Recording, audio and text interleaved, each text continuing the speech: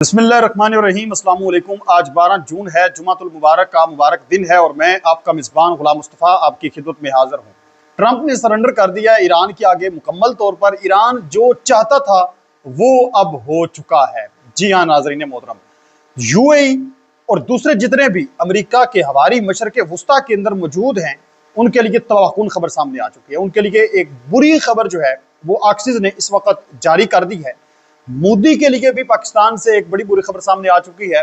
पाकिस्तान को अल्हम्दुलिल्लाह जो पाकिस्तान की बहरिया ताकत है, बहरी जो हमारी ताकत है, उसके अंदर नाकाबिले यकीन हद तक इजाफा हो चुका है। चीन के साथ एक जो बड़ा मुआहदा हुआ था वो आज तकमील तक पहुंच चुका है, मुकम्मल हो चुका है, जिसने मोदी और उसके हवारियों की नींदें हराम करके रख दी हैं।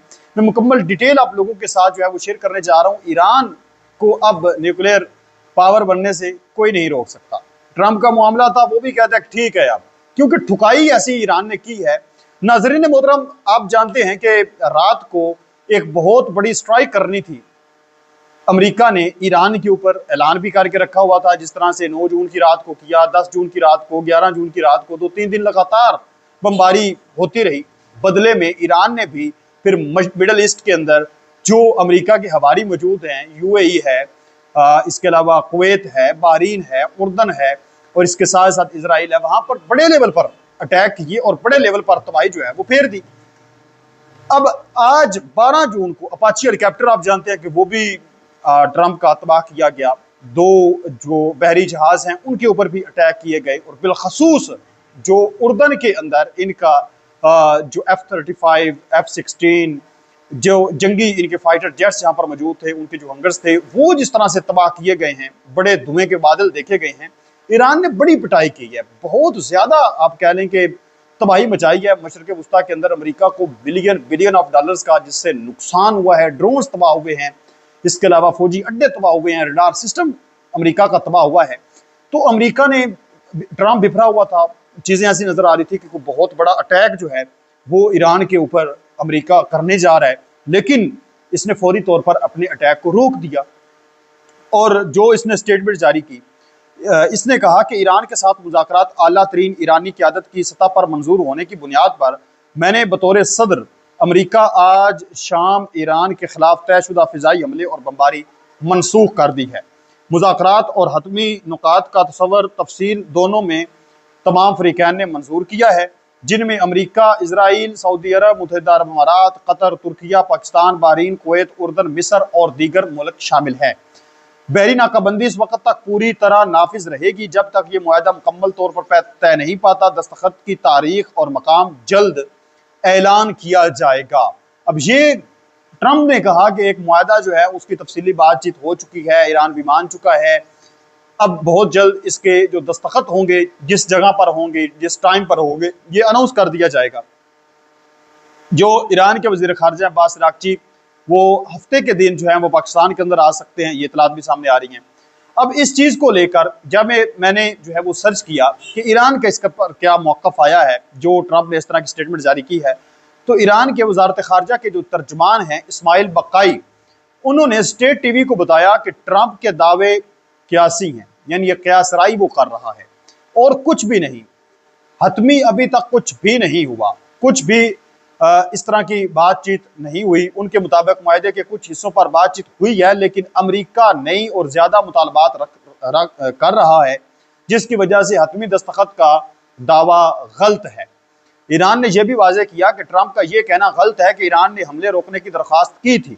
ईरान का कहना है कि वो मुज़ाकरात जारी रखने को तैयार है, लेकिन धमकियों या फौजी दबाव के तहत कोई मुआहदा नहीं किया जाएगा। ईरानी पार्लियामेंट के स्पीकर मोहम्मद बाकर कालिबाफ और दीगर ओहदेदारों ने अमेरिका की मजम्मत की और खबरदार किया कि अगर अमेरिका दुरुस्त रास्ता ना अपनाए तो ये उसके लिए एक लामहदूद दलदल होगी जिसके अंदर वो फंस जाएगा।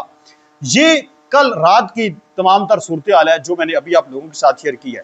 आप लोगों को याद होगा कि ईरान ने कहा था यूएई को मुखातिब करके, बिन जायद को मुखातिब करके कि जनाबे वाला, अमेरिका ने यहाँ से एक ना एक दिन चले जाना है, ये जंग खत्म हो जानी है, बाद में आप होंगे और हम होंगे।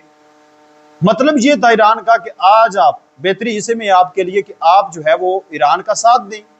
या न्यूट्रल हो जाएं, कम अज कम अमेरिका की फौज को निकाल दें। जिस तरह सऊदी अरब था, अमेरिका की फौज अड्डे तो मौजूद थे, लेकिन सऊदी अरब की जानब से ईरान के ऊपर कोई अटैक नहीं किया गया, जबकि यूए की जो सरजमीन है उसको यूज किया गया।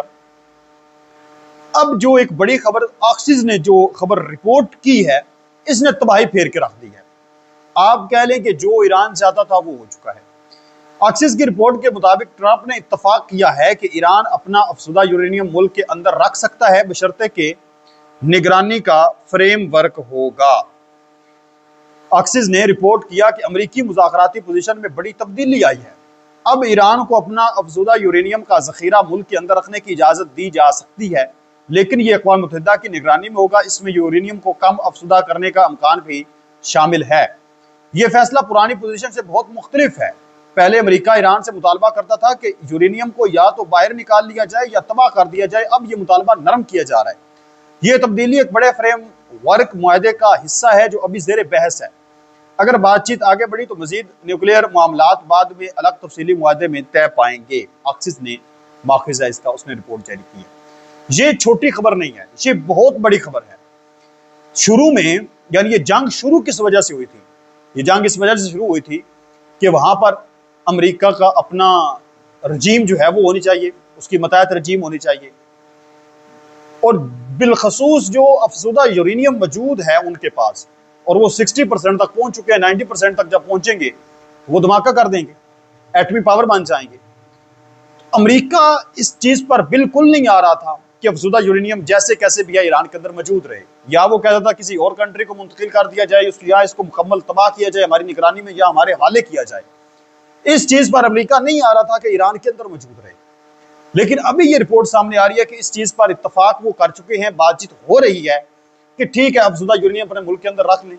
जब वो अपने मुल्क के अंदर रख लेंगे, अक़वाम मुत्तहिदा चाहे जितनी भी निगरानी कर ले, कुछ भी हो जाए, ईरान अपनी मर्जी के मुताबिक तमाम चीजें कर सकता है, एटमी हथियारों तक पहुंच सकता है। इस हवाले से ये ईरान के लिए एक बहुत बड़ी खबर है। अगर ऐसा हो जाता है तो आप समझ लें कि ईरान ने ट्रंप को लंबा कर दिया है, ठीक ठाक पिटाई की है उसकी। मैं पहले भी आप लोगों को बता चुका हूं कि ट्रंप को बड़ी तबाहकुन शिकस्त मिली है ईरान से।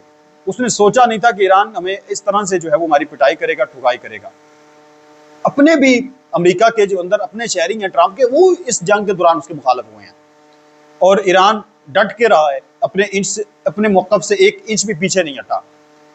अगर ये चीज़ सच्ची साबित हो जाती है जो इस वक्त ऑक्सीज ने रिपोर्ट जारी की है, तो आप समझ लें कि ईरान न्यूक्लियर पावर बन जाएगा, और फिर वो मुमालिक जहां से अमेरिका ने उड़ान भरी, अमेरिका के हथियारों ने, और ईरान की आगे अंदर जाकर तबाही फेरी है, फिर उन मुमालिक के आप कह लें कि नींदें हराम हो जानी है।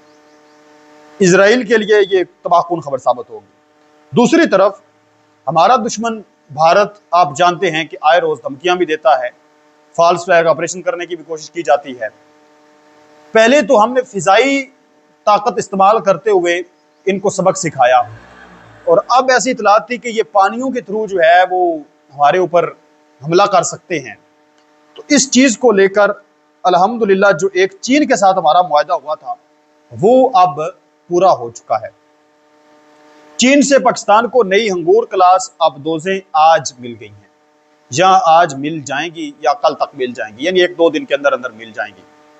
ये आबदोजें चीन से पाकिस्तान पहुंच चुकी हैं। पाकिस्तान चीन मिलकर 8 जदीद आबदोजें तैयार कर रहे हैं, जिनमें 4 चीन के अंदर और 4 पाकिस्तानी कराची में तैयार हो रही हैं। इन 8 आबदोजों की आमद के साथ पाकिस्तानी बहरिया की जदीद आबदोजों की तादाद 15 तक पहुंच जाएगी, जिससे पाकिस्तानी ताकत में जिस चीज से पाकिस्तान खित्ते में ताकत के बदलते तवाज़ुन में बरतरी बरकरार रखेगा। याद रहे, अंगूर आबदोजों से क्रूज मिसाइल बाबर 3 जो क्रूज मिसाइल है वो फायर किया जा सकता है,